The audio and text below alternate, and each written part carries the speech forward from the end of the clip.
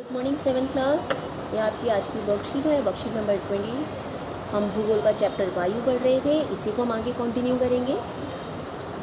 देखिए इसमें हमने वायु में अब हम वर्षण के प्रकार, इन सब चीज़ों के बारे में पढ़ेंगे।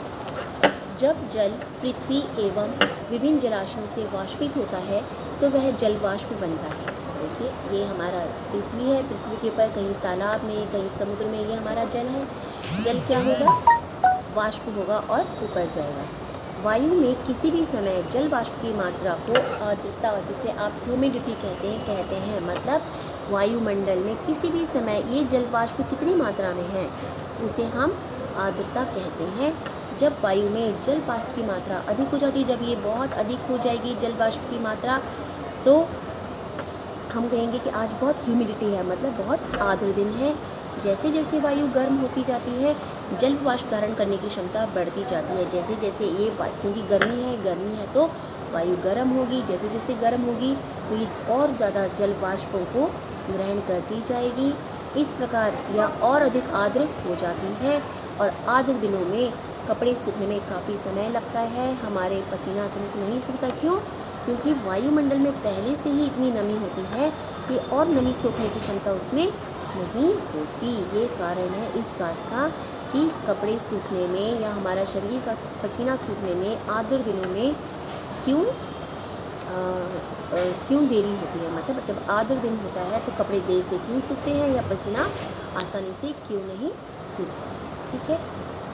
अच्छा देखिए वर्षण, अभी हमने बोला कि जब ये जितने भी जल की इकाइयाँ हैं, समुद्र है, नदियाँ हैं, तालाब हैं, सूरज की रोशनी में गर्म होता है पानी, भाप बनकर ऊपर जाता है। धीरे धीरे ये इनके जल वाष्प जो होते हैं इनकी मात्रा बढ़ती रहती है। जब ये बहुत भारी हो जाते हैं तो फिर ये वर्षा के रूप में नीचे आ जाते हैं।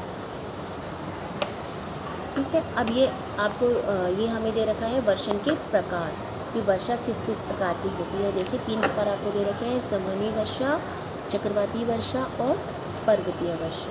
ठीक है। जब जल वाष्प ऊपर उठता है तो यह ठंडा होना शुरू हो जाता है। जल वाष्प संघनित मतलब इकट्ठा होकर ठंडा होकर जल की बूंदें बनता है। बादल इन्हीं जल की बूंदों का एक समूह होता है। जब जल की ये बूंदें इतनी भारी हो जाती हैं कि वायु में तैर न सके तब ये वर्षण के रूप में नीचे आ जाता है। वर्षण माने वर्षा। देखिए जब वायु गर्म होकर ये ऊपर जाते हैं तो क्या होता है, ये इतना भारी हो जाती है इसमें जल की बूंदें कि ये बारिश के रूप में नीचे आ जाती हैं। आकाश में उड़ते जेट हवाई जहाज अपने पीछे सफ़ेद पथ चिन्ह छोड़ते हैं। कभी आपने देखा होगा जब हवाई जहाज जाता है तो एक आपको सफ़ेद लाइन दिखाई देती है। इनके इंजनों से निकली नमी संघनित हो जाती है। वायु की गतिमान न रहने की स्थिति में यह संघनित नमी कुछ देर तक पथ के रूप में दिखाई देती है। क्या होते हैं, ये जो इंजन से नमी निकलती है वो नमी इकट्ठी होती रहती है। ठीक है। और क्योंकि उस टाइम वायु गतिशील अवस्था में नहीं होती तो कुछ देर तक हमें ये वाइट रास्ता दिखाई देता है। पौधों तथा जीव जंतुओं के जीवित रहने के लिए वर्षा बहुत महत्वपूर्ण है। इससे धरातल को ताज़ा जल प्रदान होता है। यदि वर्षा कम हो तो जल की कमी तथा सूखा हो जाता है। इसके विपरीत अगर वर्षा अधिक होती है तो बाढ़ आती है। ये आपको पता है। ठीक है। देखिए ये वर्षा मापक है जिससे हम वर्षा मापते हैं।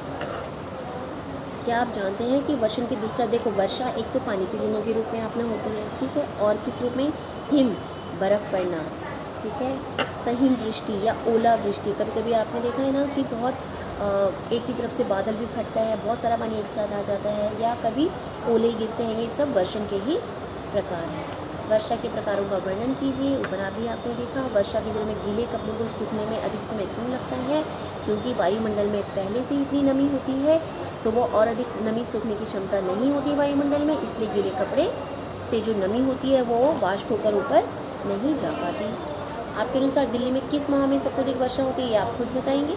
वर्षा के दिनों में आपके द्वारा अनुभव की गई कोई महत्वपूर्ण घटना का वर्णन कीजिए। आपने बारिश के टाइम पर किसी घटना का बारे में सुना होगा, कुछ आपका अनुभव है वो आप इसमें शेयर कर सकते हैं। तो ये आपकी वर्कशीट है।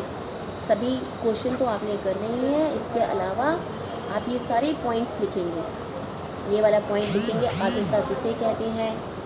ठीक है। आर्द्र दिन हमारे कपड़े देर से क्यों सूखते हैं या शरीर में पसीना क्यों नहीं सूखता, वर्षण के प्रकार, और ये तीनों पॉइंट्स आपने कॉपी पे लिखने हैं। ठीक है, ये तीनों पॉइंट्स लिखेंगे। वर्षा किससे मापते हैं, ये वर्षा मापक है। ठीक है, वर्षण के प्रकार लिखिए, ये यहाँ से आपको लिखना है। तो ये आपकी वर्कशीट है, सारे क्वेश्चंस आपने करने हैं।